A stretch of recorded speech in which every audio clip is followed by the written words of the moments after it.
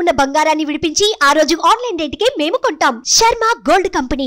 నమస్కారం, welcome to Suman TV. నేను గీతాంజలి. ప్రస్తుతం మనతో పాటు భారతీ శంకరపీఠం వ్యవస్థాపకులు, ప్రముఖ ఆధ్యాత్మికవేత్త బ్రహ్మశ్రీ అన్నవరపు తిరుపతిమూర్తి అవధాని గురువు గారు ఉన్నారు. వారితో మాట్లాడదాం. గురుగారు నమస్కారం అండి. ఓం శ్రీ మహాగణాధిపతయే నమః. ఏం జరిగిందో తెలీదు, ఇంట్లో ఏదో ఒక ఇబ్బంది వస్తూనే ఉంది. పలానా వాళ్ళ దగ్గరికి వెళ్ళి అడిగితే నెగిటివ్ ఎనర్జీ బాగా ఉంది, ముందు అది పోగొట్టుకోండి, ఆ తర్వాతే మీకు దైవానుగ్రహం లభిస్తుందని చెప్పారని పలానా వాళ్ళు డిస్కషన్. గురువుగారు అంటే ఎలా గుర్తించవచ్చండి ఇంట్లో ఇలా పలానా ప్లేస్ ఇక్కడ ఇది బాగాలేదు, లేకపోతే ఇల్లు మొత్తం ఇలా ఉంది, మీకు దానివల్ల ఈ ప్రభావాలు వస్తున్నాయి అనడానికి గుర్తించవచ్చు అంటారా? తప్పకుండా అమ్మా, చాలా తేలిగ్గా. అవునా, ఎలా గురువుగారు? ఏ ఇల్లు అయితే సూర్యోదయానికి ఇంటి ముందు ముగ్గు వేసుకొని స్నానం ఆచరించి ఇల్లు ఊడ్చుకొని ఆచమనం చేసి దీపారాధన చేసి ఇల్లు శుభ్రతగా ఉంటుందో ఆ ఇంట్లో ఎలాంటి సమస్య ఉండదు. ఫస్ట్ ఏ ఇంటి ముందైతే రాత్రిపూట ముగ్గులు వేసేసుకొని ఇంకా అలవాటు జరిగిపోయింది మనకు. ఉదయం 8 అయినా నిద్ర లేకపోవటం, ఉతికినటువంటి బట్టలు ఆరేసి ఇంట్లో ఆరేయకూడదమ్మా. బట్టలు ఎప్పుడు ఇంట్లో ఆరేయొద్దండి. ఉతికినటువంటి బట్టలు ఇంట్లో ఆరేసేసి ఆ బట్టలు తీసుకొచ్చి మడత పెట్టకుండా ఒక పక్కన పడేయటం, అశుచిగా అపరిశుభ్రంగా ఎప్పుడైతే ఇల్లు నిత్యము కూడా శ్మశానాన్ని మురిపిస్తూ ఉంటుందో ఆ ఇంట్లో అన్ని రకాలైనటువంటి దుష్ట ప్రవర్తనలు ఉంటాయమ్మా. అన్నిటికన్నా పెద్దమ్మ ముందు వచ్చేస్తుంది. ఎవరుండవిడ? లక్ష్మి. దరిద్ర పెద్దమ్మ ముందు వచ్చేస్తుంది. ఆవిడ నుంచి ఇది లేదు అనేటువంటిది లేకుండా వస్తుందమ్మా. అప్పటి వరకు కుటుంబం ఎలా ఉంది, మన ఇంట్లో నెగిటివ్ ఎనర్జీ అనేటువంటిది ఎలా తెలుస్తుంటే ఆ ఇంటి మనుషులకి విపరీతమైనటువంటి బద్ధకం ఏర్పడుతుంది. ఇప్పుడు చేయవలసిన పని కాసేపాకి చేద్దాంలే, రేపు చేద్దాంలే అనేటువంటి ఒక పంథ వచ్చేస్తుంది. అస్తమానం తర్వాత వికారమైన బుద్ధులు పుట్టి జుట్టు దువ్వుకుంటూ ఉంటారు. వాళ్ళ ఆ ఇళ్ళలో ఖచ్చితంగా ఇదే జరుగుతుంది. నెగిటివ్ అది ఏదైనా కావచ్చు, ఎలాంటి నెగిటివ్ అయినప్పటికీ కూడా ఇంట్లో ఉన్నది అంటే ఆ కుటుంబాన్ని మానసికంగా, శారీరకంగా, ఆర్థికంగా కృంగింపచేస్తూ ఉంటుంది. అది దానికి కారణం మనం రకరకాలుగా అనుకుంటూ ఉంటాం. అది ఎప్పుడైతే ఇంట్లోకి ఎంటర్ అయిందో, ఏ ఒక్క ద్వారం నుంచి పాజిటివ్ అనేటువంటిది బయటికి వెళ్ళిందో అదే ద్వారం నుంచి నెగిటివ్ అనేటువంటిది ఇంట్లోకి వచ్చేస్తుంది. అది 24 గంటలు ఎదురు చూస్తుంటుంది, ఎప్పుడు దూకుదామా అని మన ఇంట్లోకి. అశుచి, అపరిశుభ్రత, తండ్రి కొడుకులు కొట్టుకుంటూ అరుచుకుంటూ, భార్యాభర్తల మధ్య సరైనటువంటి సఖ్యత లేకుండా త్వం సుంఠా అంటే త్వం మూర్ఖ అనుకుంటూ, నువ్వెంత అంటే నువ్వెంత అనేటువంటి స్థితిలో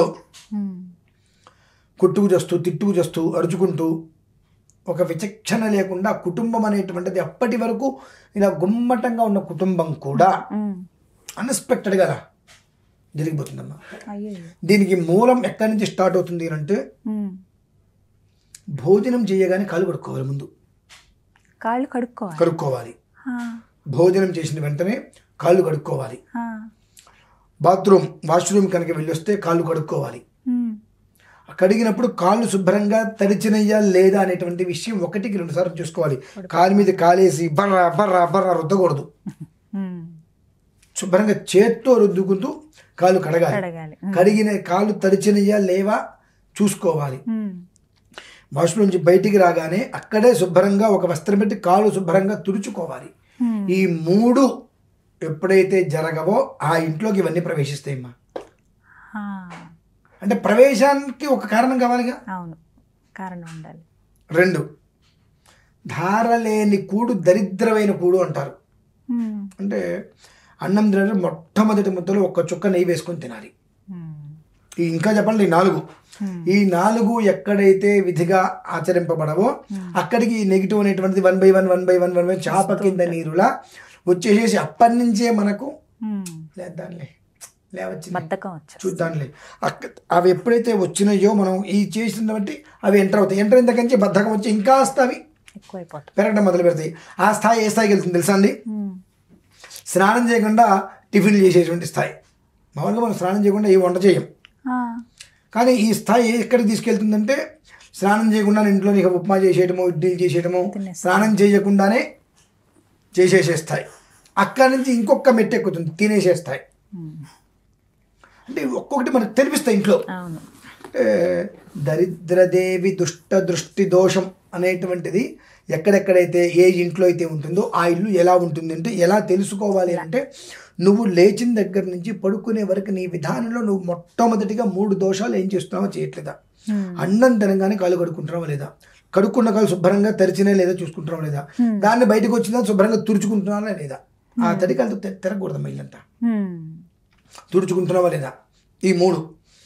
బాత్రూమ్కి వెళ్తే కాళ్ళు కడుక్కుంటున్నావా లేదా, తెరిచినయ్యా లేదా, తుడుచుకుంటున్నావా లేదా అనేటువంటివి నువ్వు ఎంతవరకు చూస్తున్నావు అనేటువంటి దాని నుంచి ఆ దరిద్ర దేవత అలా వస్తుంది. ఆ దరిద్ర దేవతతో పాటు ఇక లేదు అనేటువంటి పదార్థం లేకుండా అన్ని రకాలైన దుష్ట శక్తులన్నీ కూడా నెగిటివ్ ఎనర్జీస్కి మూలం ఏదైతే ఉంటాయో అలా అలా అలా అలా అలా ఇంట్లోకి వచ్చి తిష్ట వేస్తాయి. తెలుసుకోవాల్సింది ఒకటేనమ్మా. అంటే ఏదో ఆ మూల ఏదో కనిపించింది నాకు, రాత్రి కళ్ళు మూసుకుంటే నిద్రలో ఏదో, ఇవన్నీ కాదమ్మా. అవన్నీ మన నిజంగా అపోహలే. కొన్ని ఉంటాయి. ఇప్పుడు మీరు మామూలుగా ఇలా కూర్చున్నప్పుడు ఇక్కడ ఉన్నటువంటి ఒక గ్లాసు ఏదో అలా కదులుతూ ఉంటుంది, మీరు చూసినప్పుడు ఆగిపోతుంది. అవి దృష్టాంతరాలు వాస్తవం, కానీ ఇవి ఎక్కడి నుంచి వస్తున్నాయడానికి మూలం మనమే. మనం చేసే చిన్న చిన్న 2-3 పనుల వలన మనకు సంబంధం లేని మొత్తం 10ని తీసుకొచ్చి ఇంట్లో కూర్చోబెట్టి తద్వారా మనకు లేనిపోయినటువంటి అన్ని రకాల అనర్థాలని తెచ్చుకొని నాకు చేత కావట్లేదు, ఏదో పట్టి పీడిస్తుంది, ఏదో ఇబ్బందిగా ఉంది, అదిగా ఉంది, ఇదిగా ఉంది, నాకు ఓపిక లేదు, ఇప్పటికి నేను ఇట్లానే వంట చేసేస్తాను, రేపు అట్లానే భోజనం చేసేస్తాను. ఇక అంతకు మించినటువంటి నెగిటివ్ అనేటువంటి ఏం కావాలమ్మా? ఏదో కనిపించింది అని కాదు, ఏం అనిపించింది, ఏం జరుగుతుంది అని గమనించు. నువ్వు ఎలా ఉండేటువంటి మనిషివి ఎలా అవుతున్నావు, ఎలా ఉండే మనిషివి.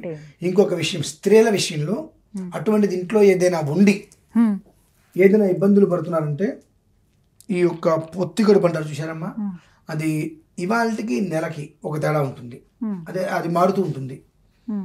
2 పిల్లి పిశాచములు అని చెప్పి శరీరం అంతా బాగానే ఉంటుంది, ఇట్లా 4 వేలు పెట్టి గీరితే ఎలా అయితే వస్తాయి గీతలు పడతాయి అలా శరీరం మీద ఎక్కడ పడితే అక్కడ గీతలు పడిపోతూ ఉంటాయి. అది మనకు స్పష్టంగా కనిపిస్తూ ఉంటుంది.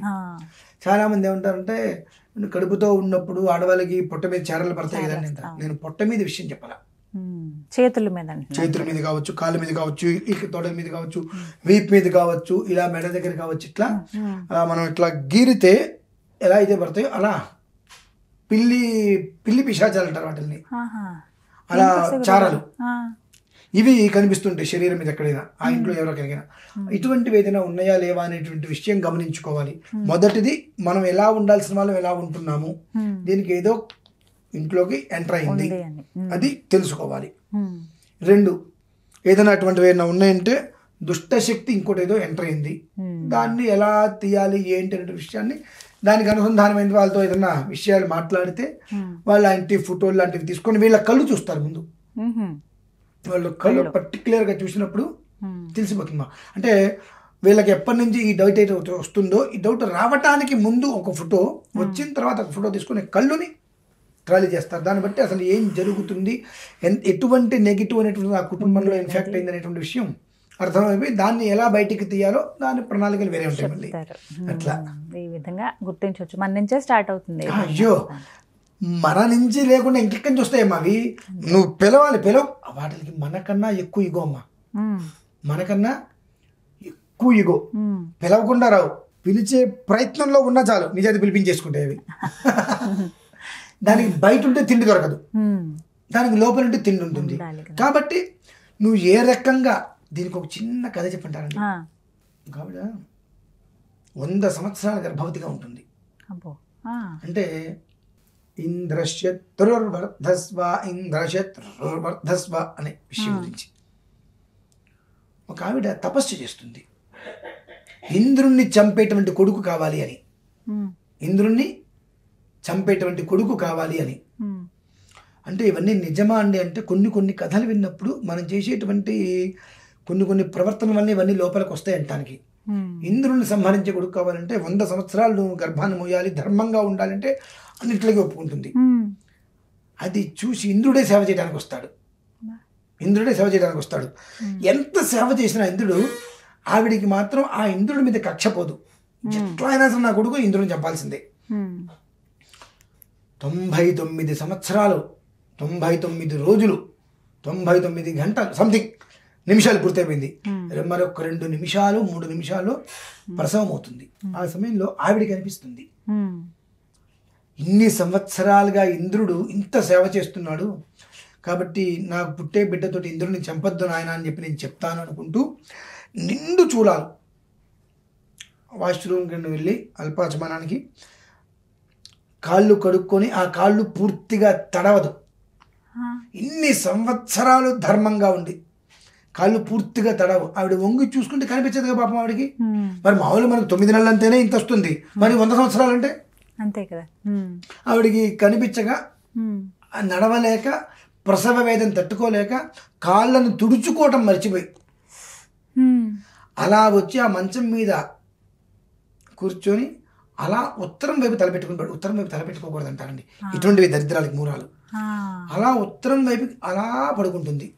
ఆ బాధ ఇక ప్రసవ వేదన వచ్చేసేసి ఆ వితిన్ క్షణకాలంలో ఇంద్రుడు కత్తి పట్టుకొని ఆ యోని ద్వారంగా లోపలికి వెళ్ళిపోయి ఆ పిండాన్ని ఛిద్రం చేసేస్తాడమ్మా.